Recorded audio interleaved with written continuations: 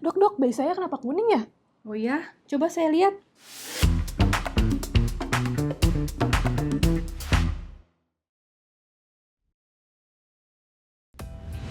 Halo dokter, jangan ikut panik dulu ya, karena bayi yang kulitnya kuning itu kebanyakan terjadi secara fisiologis loh, jadi tidak berbahaya.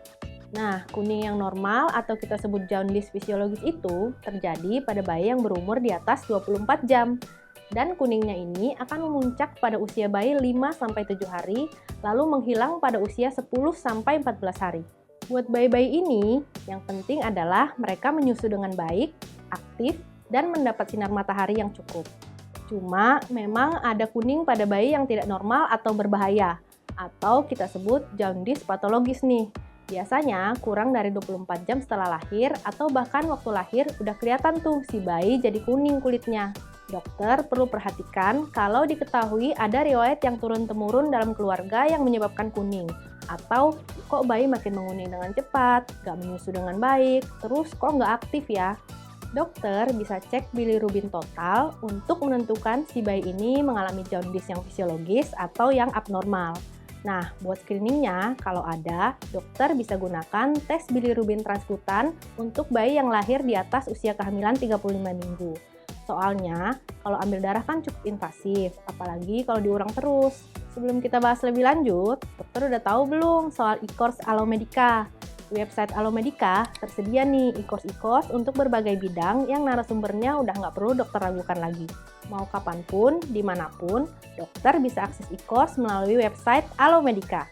Udah gitu, sekarang e-course kita ber-SKP Kemkes loh. Yuk ikut e-course Alomedica sekarang.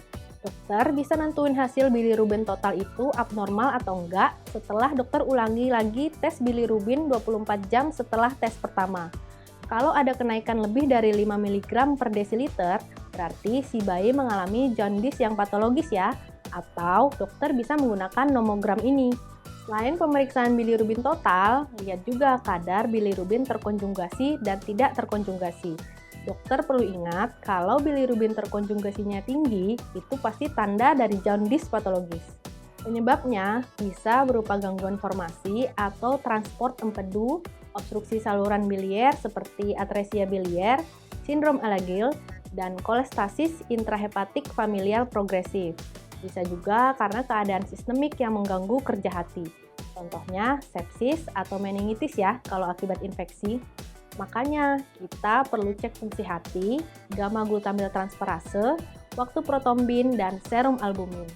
Sama ada juga nih pemisahan tambahan seperti USG, cek torch, kultur virus, kultur urin, dan lainnya sesuai indikasi.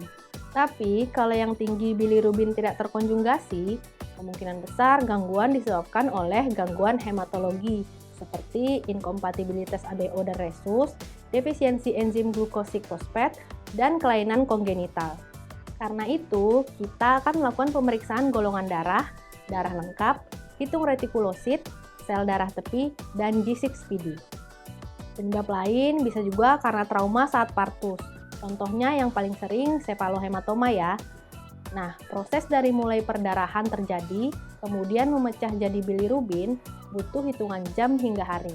Makanya jaundice pada bayi itu baru kelihatan 2-3 hari setelah bayi lahir. Nah, karena itu kita perlu waspada jaundice sejak awal pada bayi-bayi yang nggak menyusu dengan baik, terlalu sering tidur, atau lemas. Ingat, dokter harus waspada ya kalau bayi yang baru lahir dan jadi kuning kurang dari usia 1 hari. Atau kok dilihat cepet banget kuningnya, atau malah kuningnya bertahan lebih dari 2 minggu.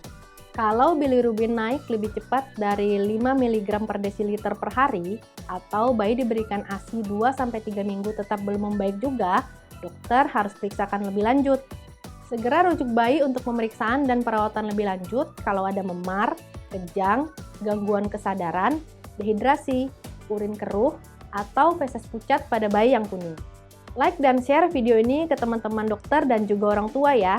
Subscribe channel Alomedica dan nyalakan lonceng notifikasinya. Jadi dokter andal dalam genggaman, salam Alomedica.